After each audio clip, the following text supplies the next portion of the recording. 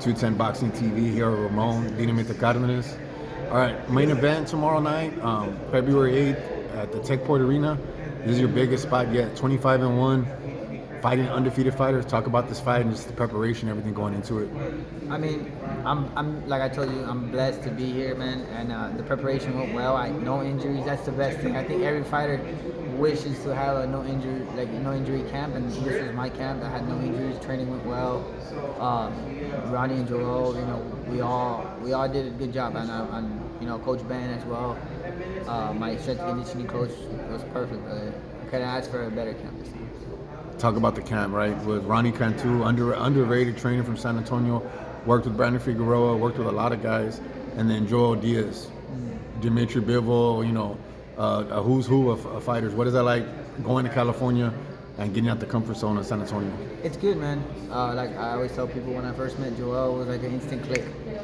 Yeah, it was an instant click, and we got along very well. And I tell this to people, when I turned pro, my first trainer of choice was to go to Joel, but I didn't have a way to get there. Yeah. I didn't have a way to get there. I didn't know Joel, and I finally get to meet him, and everything clicked very well. But also having Ronnie work with Joel as well, to kind of like, Joel has a lot of fighters, so I understand that, and I also know that he's already getting to the age where he doesn't want to do mitts no more. He has to do mitts with all the fighters. So for me, bringing in Ronnie was perfect, because it was like I have the same system of training in San Antonio and in Coachella, and now it's just Ronnie learning as well.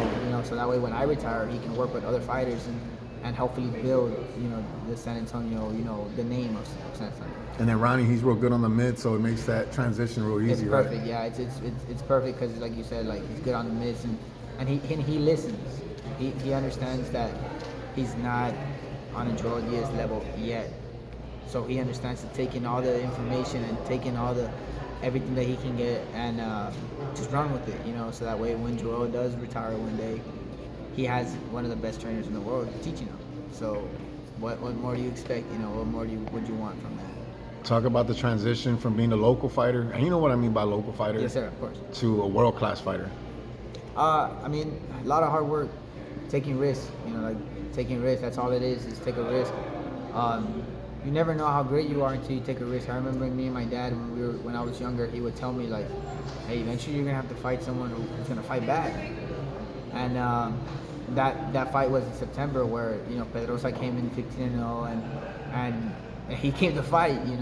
Obviously he got knocked out, but the guy came to win, undefeated fighter, and that's what I like to do, man. I like to challenge myself, and I always been saying this. I've been saying this is bring boxing back, but actual boxing, where people are fighting good people. You're not having mismatches. You're not having a guy who's 10-0, 10 KOs fighting a guy who's 3 wins, 10 losses.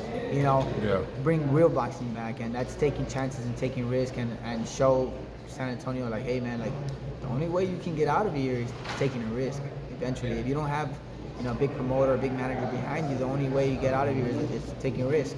Because it's not a diss or nothing. The local fighters are coming up, the first 5-6 fights or setup fights. You're fighting guys with non-winning records. Yeah, of course. Bringing guys in from Mexico.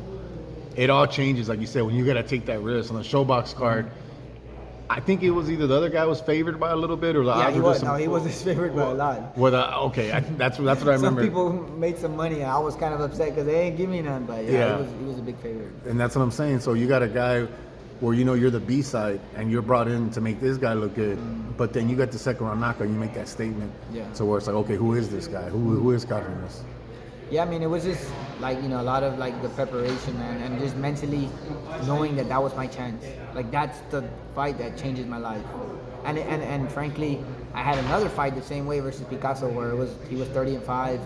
I was supposed to lose. I broke his jaw, a Nacho Beristain fighter, and it was one of those things where I took 2 back-to-back fights where they were risk, and I knew they were risk, but I had really good trainers behind me. Then when Picasso, I had Joel behind me and Ronnie, and it was, again, it's just taking risks, man. How close do you feel you are to a title shot at 122? Inoue's the guy at 122, but you're in those rankings, and how close are you? Close, brother. Close, man. I heard some news recently, and it was kind of upsetting, but I'm this close, this close, and it just sucks, man, because Joel trains me and MJ. He's number one, and I'm number two. Now he has the interim title, so number one is vacant. Winning this fight, I get pushed to number one, I believe, and it just sucks because MJ and his people are my people, and my people are his people, and you know, we just recently spoke about that, and like, hey, eventually, like, we're gonna have to fight, maybe, but I wouldn't want that because then the relationship that we have, me and his It's team versus team. It's team versus team, and I wouldn't want to do that unless it's for $1 million. If it's for $1 million, we already spoke about it, and they said if it's for $1 million, Ramon, we have to, both of us.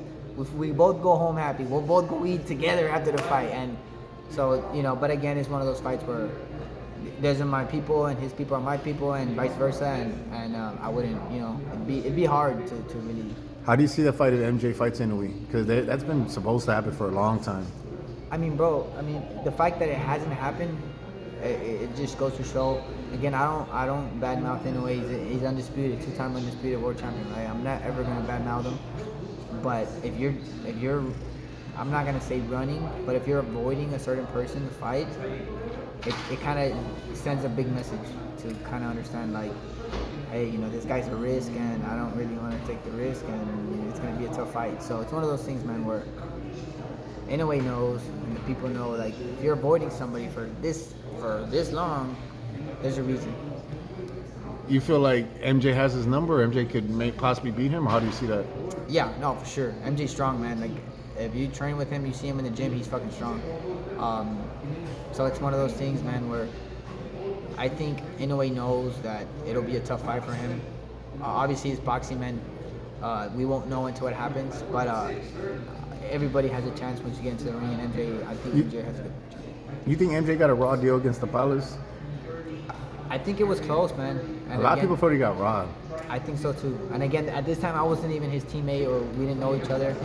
So I'm saying this from a 2022 Ramon. I think so too, because that fight wasn't, it wasn't what it was supposed to be. But it is what it is. We can't necessarily dwell on the past. We talk about the past. It is what it is, and he made his way back to interim champion, and now he deserves a chance for undisputed. Juan Manuel Marquez was giving you some words of encouragement. What was he telling you yesterday? He was telling me that I could be world champion. Just stay focused, stay away from the party, stay away from just the bad stuff. And that was really good, man. I'm glad you heard that. It was really nice to hear, because it's my idol, somebody I looked up to since I was a kid. And Same nickname. I got my nickname from him, So for him to give me those words of encouragement, and for him to give me that, like, stamp of approval, where it's like, hey, this guy believes in me, gives me so much confidence going into this fight. You got to show out tomorrow, right? You got to dominate. What can we expect from you tomorrow night? Just expect the same old me. Better this time. I trained way harder this time, and I always train hard, but I worked on more things this time. Just a better me, really. Expect me to just come out and do what I do. If you follow me, you follow Brandon, you know that we've had a history, and you know that his content and mine, we've shown that we can do what we do, and There's a little bit of spiciness to this fight. I don't know. I think competitive. No, it's not bad blood, but competitive. Well, because the way I see it is like, he wants to take my position, and I want to keep mine, get better. Yeah. So for me, it's like okay, like, he's coming to take what I've worked hard for, and I can't let that happen. And he knows that I'm gonna come out swinging, and I know that he's gonna come out swinging. And that's, again, it all boils down to, that's what boxing is, taking the risk. I could have fought a guy who was 20-5, beat him easy. Just keep building wins. Yeah, but what does that get me? Ultimately, when I retire, I want people to know, oh shit, this guy beat 2 undefeated fighters, or damn, he was ranked number 2 in the WBA, and he could have taken a fight just to build himself to number 1. He could have taken an easy fight, but he took a 20-0 guy. And that's what, again, like, I say it to the people, like, I want boxing to be back, so I got to lead that example, like. Let me ask you, not looking too far ahead, but guys like Canelo, Tank, Inoue, they're at that level where they pick their opponents, and it's not saying that they're cherry picking or whatever, but they pick their opponents. Yeah. Why should Inoue pick you at 122? Why should he pick me? Yes. Well, I want you to state your case on why you're a good opponent for Inoue in the future, in the next year. Because he knows I'm gonna come to fight. You know, I'm not. When I fight, I'm not with the mentality of I'm gonna lose. Like, if he's gonna beat me, you're gonna have to fucking beat me up. You're gonna have to almost kill me, man. Because I'm not going in there to like lose. You know, a lot of the fighters. I'm not gonna say no names, man. But a lot of the fighters go in already losing. But obviously, you know, they go to the bank and I'm winning. But you know, for me, it's always been competitiveness, man. Like to want to fight because like I want to fight him because he's the best fighter in the world, and I'm a competitor. Ultimately, I'm a competitor. So if that's the best fighter in the world, I want to fight him. So ultimately, like that's why I want to fight next. It has to be your dream fight, right? You and Inoue. It doesn't get no bigger than that. I think so. I think that would be my dream fight because I tell this to people all the time. They think I'm playing like winning undisputed. I'm retiring. You know, I win that fight, I'm retiring because I love boxing, man. But I've been doing it so long that it's kind of like I want to. Your hands, everything. Yeah, right? a lot of injuries and stuff. But it's more like I want to have life outside of boxing. You know, I don't want to be those fighters that like don't know how to let it go. You know, that you see them and they don't know how to let it go. You don't want to be in your 40s still fighting. Exactly. You know, I want to be still in my prime and have kids and marriage and all that stuff. I know it sounds cliche and stuff, but for fighters, you know, like you put your life on hold for this. And ultimately, let's say I win undisputed, what is there else to do? Yeah. And then as you know, there's no happy endings in boxing. Mm-hmm. There's really not. Very few. And I want to go out on my own terms. You know, I want to go out healthy, being able to talk to you like this. And, I want to go out healthy, man. And again, winning undisputed, what else is there to do? That's the way I always seen it. So. Where are you ranked for now? 122 is the highest ranking you got. Number 2 in the WBA. That's what I'm saying. You're right there knocking on the door. Mm-hmm. You know, everything happens in boxing. MJ might supposed to get the shot first, but they could look your way. And that's what you're hoping for, right? That's what it's looking like, honestly. That's what it's looking like, that I could get the chance before MJ. Which, again, I mean, for me, again, that's my teammate and everything, but it's not fair because I am behind him. If you really just do it by what's supposed to be. He'll understand. He knows you got to take it. Yeah, exactly. So him and his team know. They all know. We all talked about this already. And if I get the chance at Inoue, they know they won't be upset at me to take the fight. They know, like, hey, Ramon, you got to do what you got to do. So, and like I said, when it vice versa, I know that, they can fight as well and, stuff like that. So. All right, Ramon. It was a pleasure talking to you today. Let the fans know they catch you on social media and let them know about the TBT, the Texas Truck Better Texas. Man, you can follow me on Dinamita Cardenas on basically every platform, TikTok, Twitter, X, Instagram, all that stuff. And TBT, man, they're my boys. I've known them for years already, and they've been one of my main sponsors in boxing. And one thing is them sponsoring you, but when you actually grow a relationship with a person, that makes everything better. That's the fam. Yeah, that's exactly, man. Like, these are the people that I have around me. Like, I go eat and I take them with me and stuff like that. So, and that's one advice that I give to the younger fighters is don't see your sponsors as just people who give you money. See them as your friends, because little by little they'll support you more and they'll want to be there with you. You gotta appreciate them. Yeah, appreciate them, man.